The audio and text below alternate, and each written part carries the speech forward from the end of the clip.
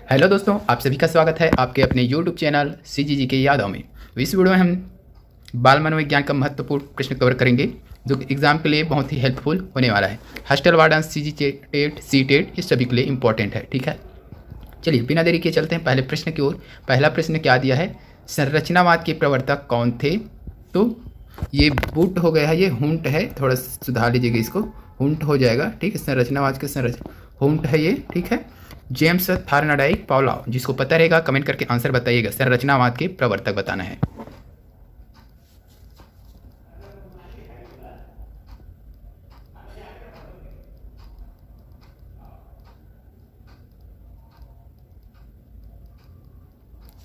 तो इस प्रश्न के लिए सही आंसर जाएगा दोस्तों ऑप्शन ए के साथ चला जाएगा, वुंड से। ठीक है, वुंड ये हो जाएगा वुंड। कौन सा ये, इनका पूरा नाम क्या है? विल्हेम हुंड, याद रखिएगा, विल्हेम हुंड। ये है वैज्ञानिक, ठीक है, जिन्होंने संरचनावाद का प्रवर्तक माना जाता है। ठीक है, इसके बारे में थोड़ा सा और पढ़ेंगे।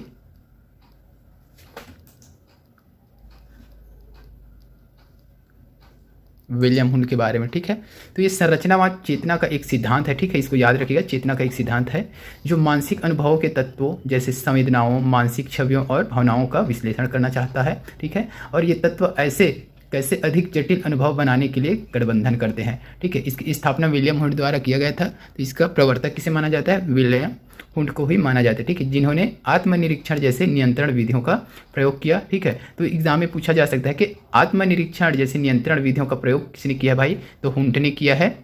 ठीक है, जिससे क्या पता चलता है? जिससे चेतना को उसके मूल तत्वों में बिना संपूर्ण गुण का त्याग किए विभाजित किया जा सकता है। तो आत्मनिरीक्षण जैसे नियंत्रण विधियों का प्रयोग करके क्या किया जा सकता है? चेतना को उसके मूल तत्वों में बिना संपूर्ण गुणों का त्याग किए विभाजित किया जा सकता है। ठीक है, संरचनावाद ने विचारों और संवेदनाओं के मूल तत्वों के विश्लेषण के संदर्भ में व्यक्त मस्तिष्क की जांच की और बाद में उस विधि की खोज की जिसके द्वारा ये खंड जटिल संरचना में एक साथ उपयुक्त होते हैं। इस चीज़ को आपको याद रखना है। तो विलियम हुंड को क्यों माना जाता है संरचनावाद के प्रतिपादक? ठीक है, चलिए विलियम जेम्स भी दिया है। ठीक है, विलियम जेम्स एक अमेरिकी वैज्ञानिक है जिन्हें दुनिया भर में शिक्षा के व्यवहारिक दर्शन का विस्तार से वर्णन किया है। तो ये विलियम जेम्स है, ये जेम्स मतलब विलियम जेम्स है। ठीक है, एक कहाँ के वैज्ञानिक है भाई? तो अमेरिका के मनोवैज्ञानिक है जिसने दुनिया भर में शिक्षा के व्यवहारिक दर्शन का वर्णन किया है, विस्तार से वर्णन किया है। ठीक है, तो इसको भी आपको याद रखना है। चलिए नेक्स्ट क्वेश्चन देखेंगे। सीखने के नियम के प्रतिपादक है। सीखने के नियम के प्रतिपादक कौन है भाई? सीखने के नियम के प्रतिपादक बताना है आपको। सीखने के नियम के प्रतिपादक कौन है? ऑप्शन देख लीजिए, फ्रायड दिया है, थार्नडाइक, स्किनर, एडलर। सही आंसर क्या होगा बताना है। जिसको भी पता है कमेंट करके बता दीजिएगा।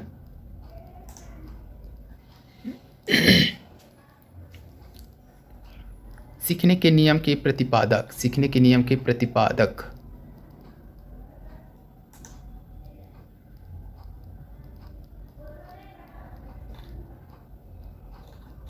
जल्दी से बता दिए। Freud, Thorndike, Skinner, Adler.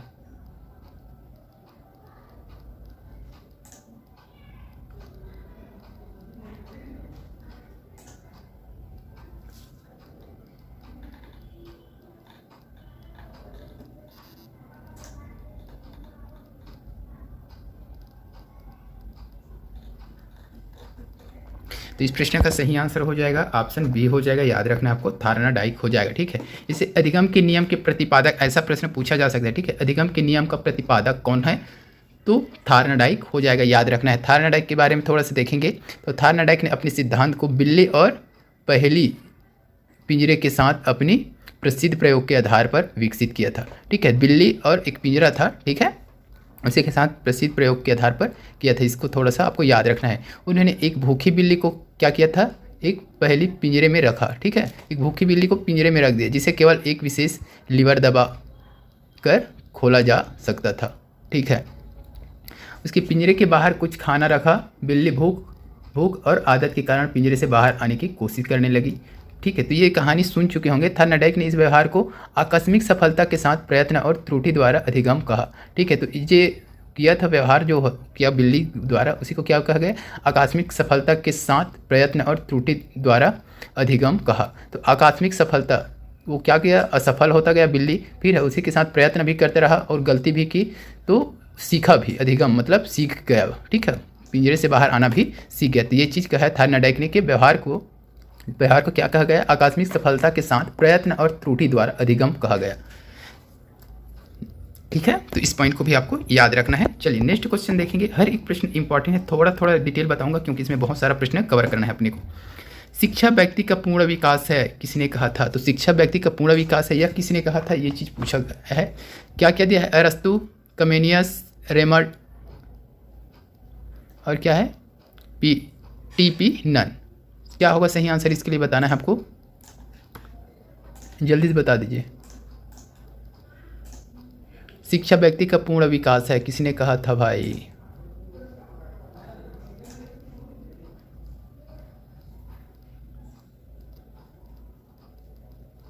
पूर्ण विकास बता दीजिए, क्या होगा सही आंसर?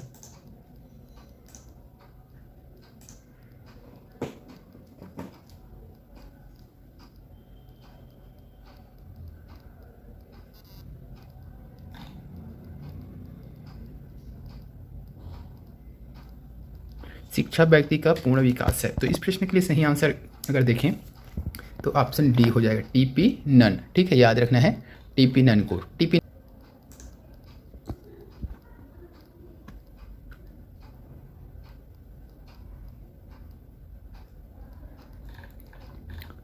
नन, ठीक है। तो शिक्षा सिद्धांत के केंद्र में व्यक्ति एवं उसका व्यक्तित्व है। नन ने सारी शिक्षा प्रक्रिया के व्यक्तित्व के विकास के लिए संचालित करने पर जोर दिया। इसी सिद्धांत के आधार पर उन्होंने शिक्षा के उद्देश्य का भी निर्माण किया। हर एक पॉइंट इसका भी इम्पोर्टेंट है सर। टीपी नन यानी कि टी पर्सी नन शिक्षा के व्यक्तिगत उद्देश्य के सर्वाधिक महत्वपूर्ण मानते हैं। उनका यह मानना था कि शिक्षा सबों के लिए ऐसी परिस्थिति का निर्भर करे जिसमें व्यक्ति के परिस्थिति व्यक्तित्व का संपूर्ण विकास हो। तो इसी को बोला शिक्षा व्यक्ति का पूर्ण विकास, इसी के लिए बोला गया है। क्या मानना था उसका? कि उनका यह मानना था कि शिक्षा सबों के लिए ऐसी परिस्थिति का निर्माण करे जिससे व्यक्ति के व्यक्तित्व एवं व्यक्तित्व का संपूर्ण विकास हो सके। तो इसी को बोला गया है शिक्षा क्या है? संपूर्ण विकास है। शिक्षा व्यक्ति का क्या है? संपूर्ण विकास है, ठीक है। यही प्रश्न में पूछा गया है।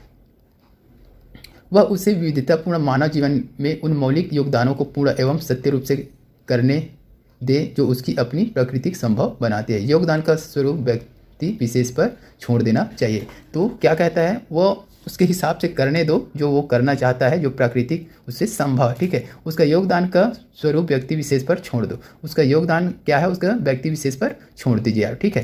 तात्पर्य यह है कि व्यक्तित्व एवं व्यक्तित्व के विकास के अतिरिक्त शिक्षा का कोई सार्वभौमिक उद्देश्य नहीं हो सकता, ठीक है। तो ये पॉइंट भी पूछा जा सकता है, किसने कहा है कि व्यक्तित्व एवं व्यक्तित्व के विकास के अतिरिक्त शिक्षा का कोई सार्वभौमिक उद्देश्य नहीं, या किसने कहा है? तो ये टीपी नन ने कहा है, टी पर्सी नन, ठीक है, इसको भी याद रखना है। चलिए नेक्स्ट क्वेश्चन देखेंगे। अच्छा, एक पॉइंट और इसका, सर टीपी नन के अनुसार प्रत्येक व्यक्ति को आत्माभिव्यक्ति का अवसर मिलना चाहिए, ठीक है। तो ये पॉइंट भी बन सकता है कि प्रत्येक व्यक्ति को आत्म अभिव्यक्ति का अवसर मिलना चाहिए, यह किसने कहा है? ये पूछा जा सकता है। तो याद रखना, नन ने कहा है। व्यक्तित्व के आदर्श को समाज में रहकर ही प्राप्त किया जा सकता है, ठीक है। तो व्यक्तित्व के जो आदर्श होते हैं उसे समाज में ही रहकर क्या किया जा सकता है? प्राप्त किया जा सकता है। चलिए नेक्स्ट क्वेश्चन देख लेते हैं। किसी कहा था शिक्षा वह प्रक्रिया है जो बालक आंतरिक शक्तियों को बाह्यतम बनाती है। तो ये किसने कहा है भाई? शिक्षा वह प्रक्रिया है जो बालक आंतरिक शक्तियों को बाह्यतम बनाते, तो जो आंतरिक शक्ति होता है उसे बाह्यतम शक्ति के रूप में बनाता है शिक्षा। ये कहा गया है किसी ने? सुकरात, पेस्टलाजी, फ्रोबेल, नन। सही आंसर आपको बताना है, क्या होगा? शिक्षा वह प्रक्रिया है जो बालक आंतरिक शक्तियों को बाह्यतम बनाते हैं, ठीक है। जल्दी बता दीजिए क्या होगा सही आंसर। हर एक प्रश्न इंपॉर्टेंट होने वाला है, ठीक है। इस प्रश्न का सही आंसर जाएगा ऑप्शन सी के साथ जाएगा, फ्रोबेल, ठीक है। फ्रोबेल के शैक्षणिक चिंतन का मूल्यांकन में ये चीज़ बोला गया है, ठीक है, कि शिक्षा वह प्रक्रिया है जिसके द्वारा बालक अपनी अंतर शक्तियों को बाहर की ओर प्रकट करता है या बाह्यतम बनाता है, ठीक है। ये पॉइंट को याद रखना है आपको। इसके द्वारा बालक जन्मजात शक्तियों का विकास करता है, ठीक है। तो फ्रोबेल बताते हैं कि जो शिक्षा होता है बालक की अंतर्निहित शक्तियों को बाहर निकालती है। इसके द्वारा बालक की जो जन्मजात शक्तियाँ होती हैं उसका विकास होता है, उनकी इंद्रियों और बुद्धि का भी विकास किया जाता है। उनके शब्दों में ही ये कहा गया था, शिक्षा वह प्रक्रिया है जिसके द्वारा बालक अपनी आंतरिक शक्तियों को बाहर की ओर प्रकट करता है या बाहरी शक्ति बनाता है, ठीक है, या बाह्यतम बनाता है।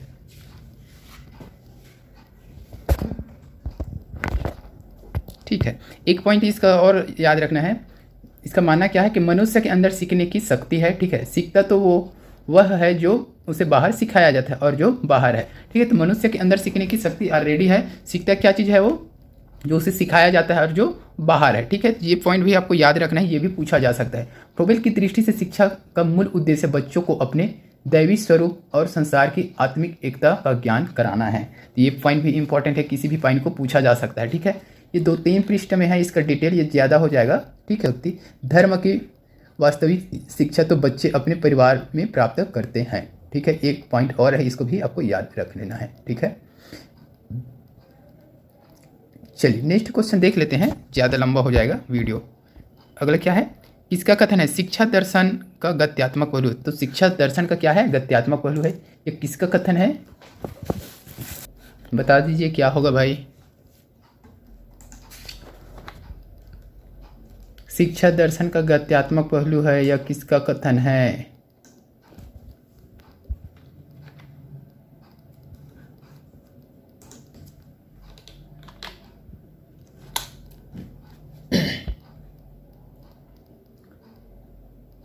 तो इस प्रश्न का सही आंसर जाएगा ऑप्शन सी के साथ चला जाएगा, एडम्स का, ठीक है।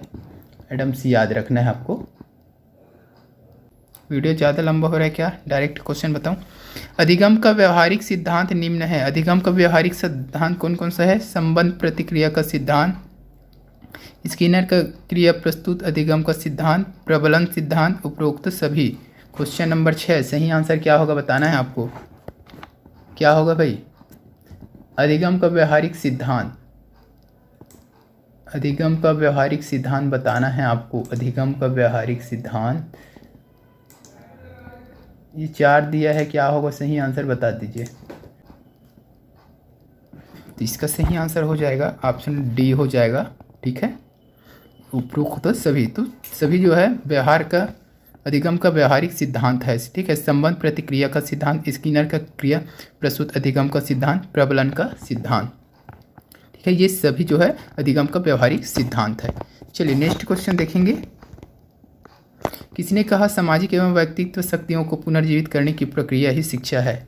ठीक है, तो किसने कहा है जो सामाजिक एवं व्यक्तित्व शक्तियों को पुनर्जीवित करने की प्रक्रिया ही शिक्षा है, ठीक है।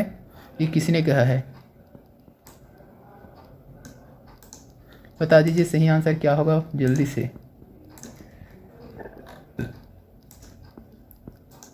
ये किसका कथन है भाई? सामाजिक एवं व्यक्तित्व शक्तियों को पुनर्जीवित करने की प्रक्रिया ही शिक्षा है, किसने कहा है? जल्दी बताइए।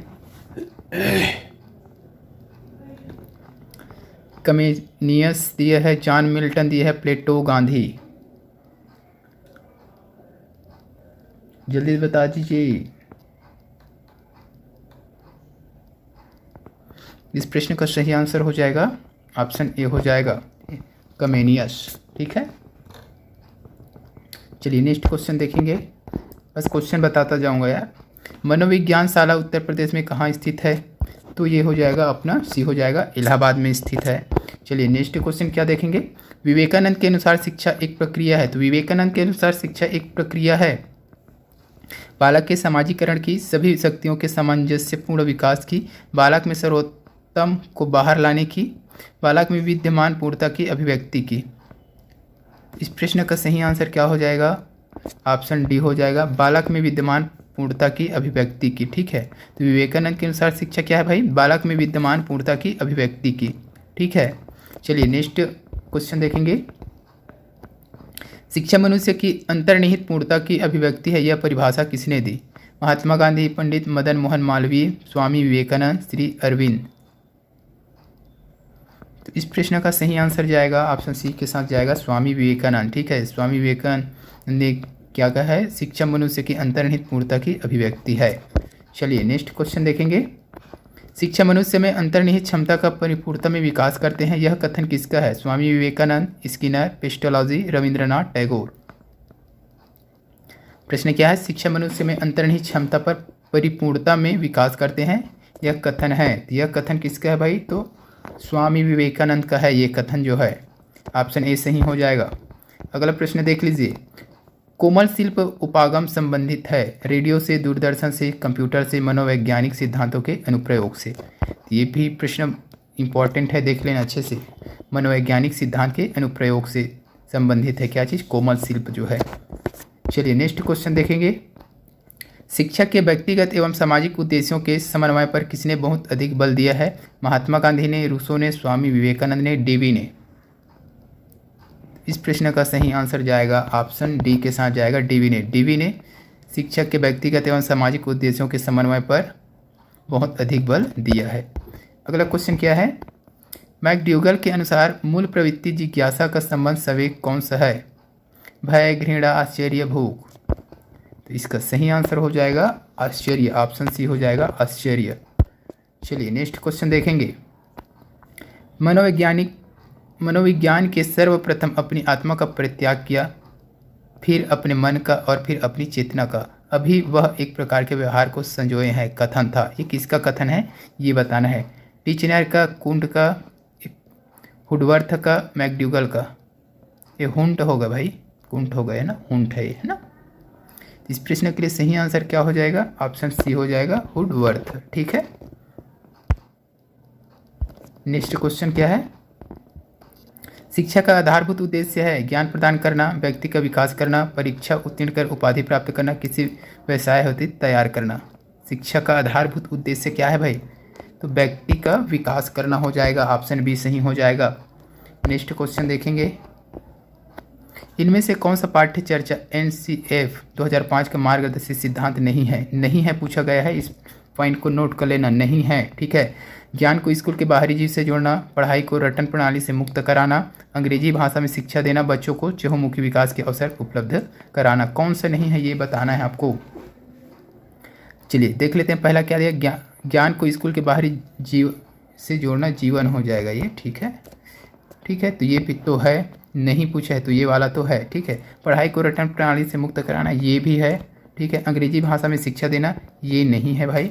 बच्चों को चहुमुखी विकास के अवसर उपलब्ध कराना ये भी है। तो A, B, D है तो C नहीं है, तो नहीं है उसी को पूछा है तो ऑप्शन सी ही सही हो जाएगा। अंग्रेजी भाषा में शिक्षा देना ये पाठ्य चर्चा NS 2005 के मार्गदर्शी सिद्धांत नहीं है।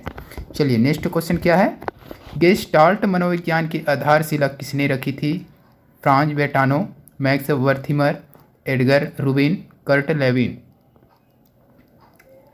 तो इस प्रश्न का सही आंसर क्या हो जाएगा दोस्तों? ऑप्शन बी हो जाएगा मैक्स वर्थिमर। ठीक है, गेस्टाल्ट मनोविज्ञान का आधारशिला किसने रखा है? मैक्स वर्थिमर ने रखा है। चलिए नेक्स्ट क्वेश्चन देखेंगे। मनोविज्ञान की प्रथम प्रयोगशाला को किसने स्थापित किया था? W. Wundt, Sigmund Freud, Pavlov Watson. तो इस प्रश्न का सही आंसर हो जाएगा दोस्तों ऑप्शन ए हो जाएगा W. कुंट ने रखा था। ठीक है, मनोविज्ञान की प्रथम प्रयोगशाला किसने स्थापित किया? W. वोंट ने किया है। चलिए नेक्स्ट क्वेश्चन देखेंगे। इस वीडियो का लास्ट प्रश्न है, किसने कहा कि मनोविज्ञान व्यवहार का धनात्मक विज्ञान है? Morgan, Warren, Watson, McDougall. इस प्रश्न के लिए सही आंसर हो जाएगा ऑप्शन सी हो जाएगा वाटसन। वाटसन ने कहा था मनोविज्ञान व्यवहार का धनात्मक विज्ञान है। ठीक है, तो इस वीडियो में बस इतना ही। वीडियो अच्छी लगी तो वीडियो को लाइक, शेयर और सब्सक्राइब करें। जल्द मिलते हैं अगले वीडियो के साथ, तब तक के लिए वंदे मातरम, जय हिंद।